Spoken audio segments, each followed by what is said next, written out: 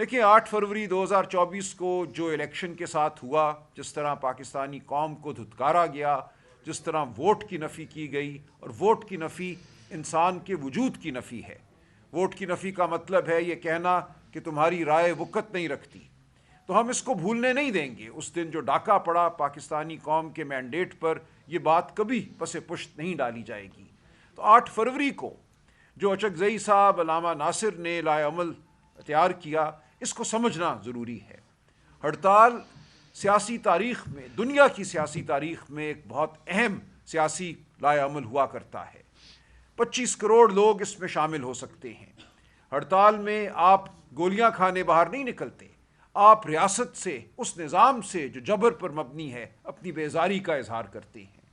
تو جو ہوا 8 فروری کو 2024 اور اب 8 فروری 2026 کو، یہ ہمارے سامنے ہے۔ پورا صوبہ خیبر پختونخوا بند تھا، پنجاب کے تمام بڑے تجارتی مراکز بند تھے، لاہور شہر میں آپ نے بسنت کا ایک ڈھکوسلا رچایا، لیکن بسنت ہو، کوئی اور تماشا ہو، یہ لوگوں کو بھولنے نہیں دے گا کہ لوگوں کے ووٹ کو اس دن چرایا گیا تھا۔ اس دن پاکستان پر جبر کا نظام نافذ کیا جائے گا۔ تو آپ اگر یہ سمجھتے ہیں کہ پتنگ اڑا کر لوگ بھول جائیں گے کہ ان کے سب سے بڑے لیڈر کو، جمہوریت کو، آئین کو، قانون کو پامال کیا گیا، چادر چار دیواری کو پامال کیا گیا، اور آج دن تک کیا جا رہا ہے۔ 8 فروری سے پہلے اور 8 فروری والے دن جو بربریت ہوئی، صرف سندھ میں، صرف کراچی میں 300 ہمارے دوستوں کو ایم پی او کے تحت، یعنی کہ کسی جرم کے بغیر، کوئی الزام لگائے بغیر گرفتار کیا گیا، اغوا کیا گیا۔ سندھ اسمبلی کے ممبران پر بے ایمانہ تشدد کیا گیا، جو سندھ اسمبلی کے فلور پر انہوں نے بیان کیا، قمیض اتار کر دکھائی ہمارے ممبران نے کہ ان کے ساتھ کیا کیا گیا ہے۔ تو پاکستان آج ایک ظلم کی جگہ ہے، پاکستان آج ایک جبر کی جگہ ہے، جہاں نہ انسانیت ہے، نہ قانون ہے، نہ شرافت ہے۔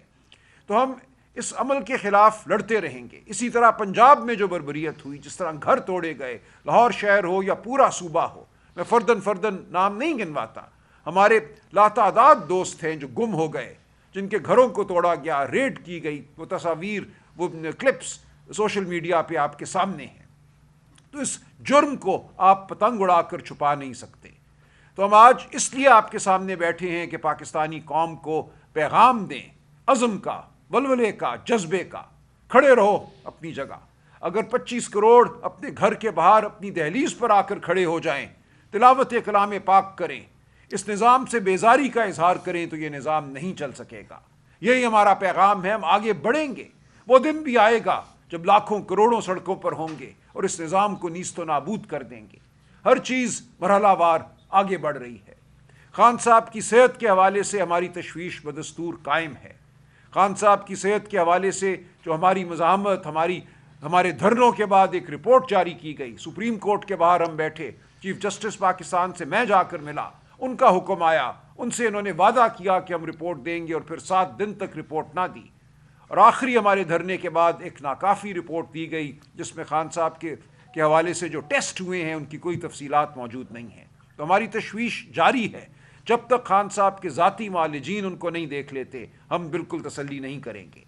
آج ہمارے کہنے پر سپریم کورٹ کے چیف جسٹس صاحب نے ایک حکم صادر فرمایا ہے، سلمان صفدر صاحب کو as friend of the court, یعنی کہ کورٹ کے دوست کی حیثیت میں حکم دیا ہے، اور انتظامیہ کو حکم دیا ہے کہ وہ سلمان صفدر صاحب کی آج عمران خان صاحب سے ملاقات کرائیں، تاکہ وہ ایک مفصل رپورٹ خان صاحب کی حالت کے حوالے سے، کہاں ان کو رکھا گیا ہے، عدالت میں کل جمع کرائیں، جس پہ پرسوں سنوائی ہوگی۔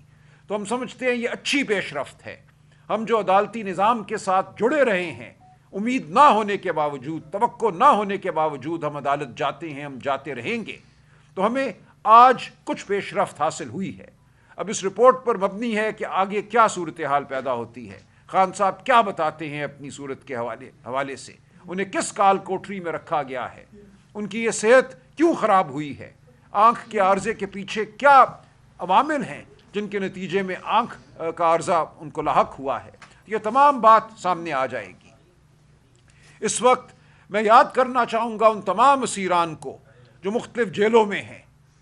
میری سوچ جاتی ہے صاحبزادہ حامد رضا صاحب کی جانب، جو عمران خان کے ایک دلیر سپاہی کی مانند آج بھی کھڑے ہوئے ہیں، بالکل پرعزم۔ ان کو فیصل آباد میں ایک جیل میں رکھا گیا ہے، اطلاعات کے مطابق ان سے اچھا سلوک نہیں کیا گیا، لیکن وہ ٹس سے مس ہونے کو تیار نہیں۔ میں ان کو سلام پیش کرتا ہوں۔ صاحبزادہ حامد رضا نے وفا کا ایک نیا باب رقم کیا ہے۔ اسی طرح کوٹ لکھپت جیل لاہور میں شاہ محمود قریشی صاحب، یاسمین راشد صاحبہ، اعجاز چودھری صاحب یا محمود رشید، عمر سرفراز چیمہ صاحب، یہ سب اپنی اپنی جگہ کھڑے ہیں، سب ظلم سہ رہے ہیں، لیکن خان کے ساتھ، عمران خان کے ساتھ وفادار ہیں۔ میں ان سب کو بھی سلام پیش کرتا ہوں۔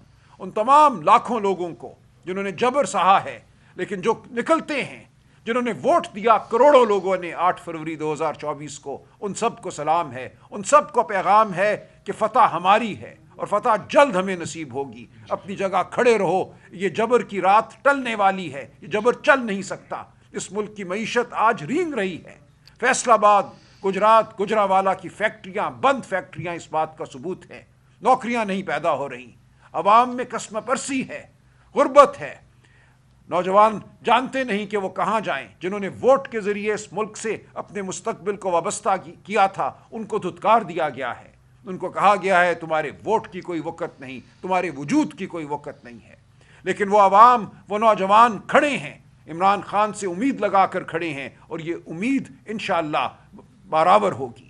آپ دیکھیں گے کہ اس ملک میں ایک نئی ابتدا ہوگی، جمہوریت کی ابتدا ہوگی، معاشی ترقی کی ابتدا ہوگی، اور یہ جلد ہوگا۔ اس وقت جو جھوٹ کا نظام ہے یہ پاش پاش ہوگا۔ یہ جھوٹ کا نظام جھکا ہوا ہے، بھیک مانگ رہا ہے پوری دنیا سے، کبھی یہاں کبھی وہاں، ملک کے پتھر، معدنیات، وسائل پیش کرتا نظر آتا ہے ہمیں۔ مشرق وسطیٰ میں جو کچھ ہو رہا ہے ہمیں شدید تشویش ہے۔ پاکستان کے موقف کو بدلا جا رہا ہے عوام کی رائے کے بغیر۔ اس پارلیمان کو، جو فارم 47 کی پارلیمان ہے، مکمل طور پہ بے وقت کر دیا گیا ہے۔ تمام بڑے فیصلے بند کمروں میں ہو رہے ہیں۔ اس فارم 47 کی پارلیمان کو بھی اس عمل میں شامل نہیں کیا جا رہا۔ تو یہ تمام عمل ایسا ہے جو ناپائیدار ہے، جو جھوٹ پر مبنی ہے۔ اور آج یہی پیغام ہے آپ کو کہ ہم پہلے سے زیادہ پرعزم ہیں، ہم پہلے سے زیادہ انشاءاللہ ولولے کے ساتھ آگے بڑھ رہے ہیں، اور فتح ہماری ہوگی۔ خان صاحب کی رپورٹ کا ہمیں انتظار رہے گا۔ سلمان صفدر صاحب آج 2 بجے اڈیالہ جائیں گے، اور وہاں سے جب وہ باہر نکلیں گے، ہماری بھی آج ملاقات کا دن ہے۔ وکلاء 6 وکلاء کی لسٹ دے دی گئی ہے، خاندان کی ملاقات کا آج دن ہے۔ اسلام آباد کے ہائی کورٹ کے آرڈر کو مارچ سے بالکل نظر انداز کیا جا رہا ہے۔ ہم توقع کرتے ہیں کہ آج اس پر عمل ہوگا۔ ہم اسلام آباد ہائی کورٹ سے یہ توقع رکھتے ہیں کہ اپنے آرڈر پہ وہ عمل کرائے گی۔ جو توہین عدالت کی درخواستیں ہم نے دی ہیں ان پر عمل ہوگا۔ فیڈرل کانسٹیٹیوشن کورٹ میں ہماری درخواستیں زیر التوا ہیں، ان کو سنا جائے گا۔